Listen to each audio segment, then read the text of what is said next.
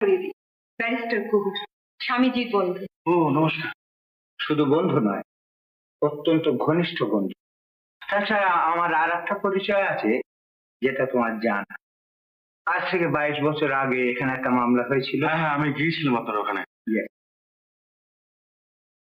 এই চিঠিতে না, আজকে কোর্টে অ্যাফিডেভিট করে একটা স্টেটমেন্ট করে তিনি তার সব অপরাধ স্বীকার করে গেছেন। তিনি কে? শরদিন্দু চট্টোপাধ্যায়। তিনি কোথায়? উত্তেজিত হয়ে না, উত্তেজিত হয়ে না, ওই চিঠিটা পড়ো, সব বুঝতে পারবে। আচ্ছা, আর আমার মা?